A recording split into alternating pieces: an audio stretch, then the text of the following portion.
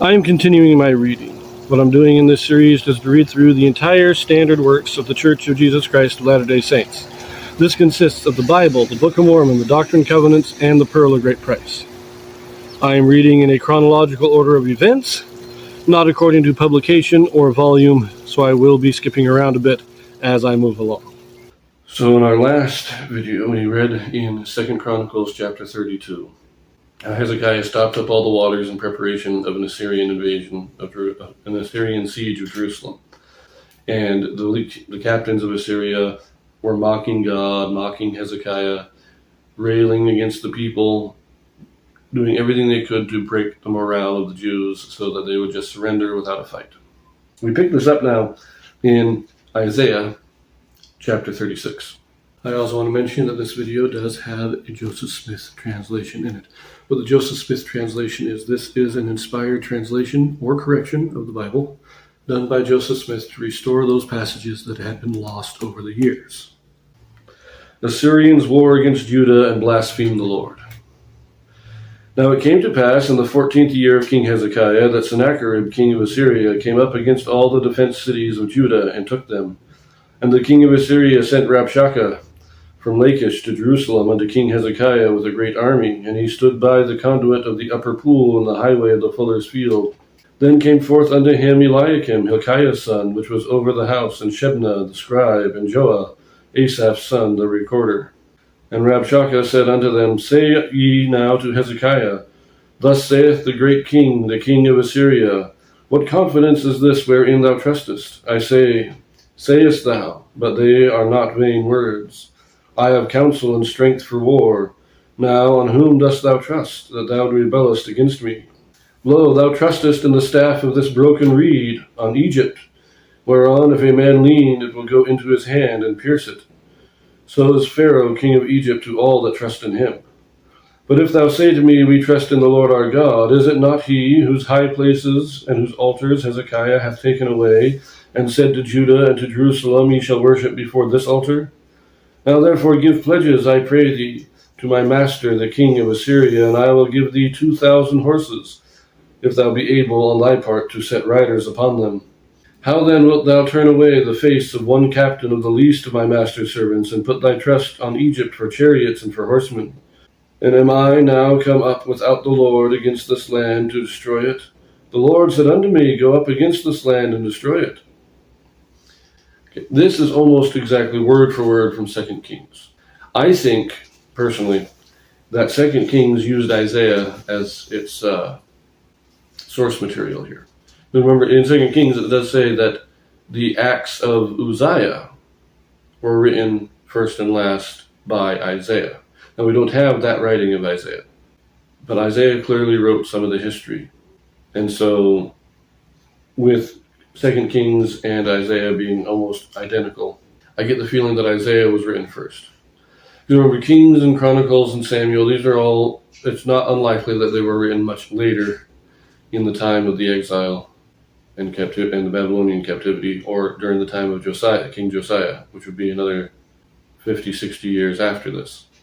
So it is likely that Isaiah was written first, and therefore likely that Isaiah was the source material. But let us continue. Verse 11. Then said Eliakim and Shebna and Joah unto Rabshakeh, Speak, I pray thee, unto thy servants in the Syrian language, for we understand it, and speak not to us in the Jews' language, in the ears of the people that are on the wall. But Rabshakeh said, Hath my master sent me to thy master, and to thee to speak these words? Hath he not sent me to the men that sit upon the wall, that they may eat their own dung and drink their own piss with you? Then Rabshakeh stood and cried with a loud voice in the Jews' language, and said, Hear ye the words of the great king, the king of Assyria. Thus saith the king, Let not Hezekiah deceive you, for he shall not be able to deliver you. Neither let Hezekiah make you trust in the Lord, saying, The Lord will surely deliver us. This city shall not be delivered into the hand of the king of Assyria. Hearken not to Hezekiah, for thus saith the king of Assyria, Make an agreement with me by a present, and come out to me, and eat ye every one of his vine, and every one of his fig tree, and drink ye every one of the waters of his own cistern. until I come and take you away to a land like your own land, a land of corn and wine, a land of bread and vineyards. Beware lest Hezekiah persuade you, saying, the Lord will deliver us. Hath any of the gods of the nations delivered his land out of the hand of the king of Assyria?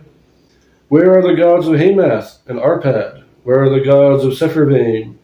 And have they delivered Samaria out of my hand? Who are they among all the gods of these lands that have delivered their land out of my hand, that the Lord should deliver Jerusalem out of my hand? But they held their peace and answered him not a word, for the king's commandment was, saying, answer him not. Then came Eliakim the son of Hilkiah, that was over the household, and Shebna the scribe, and Joah the son of Asaph the recorder, to Hezekiah with their clothes rent, and told him the words of Rabshakeh. That is basically just a complete word for word from the Second Kings.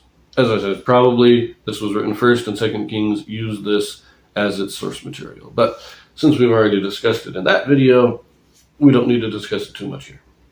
He's coming to mock God, mock Hezekiah, rail against the Jews to persuade them to surrender without a fight.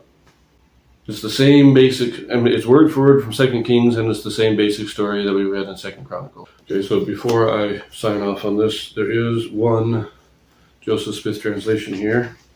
This is back in verse 5. Now in the King James says, I say, sayest thou, but they are but vain words. I have counsel and strength for war.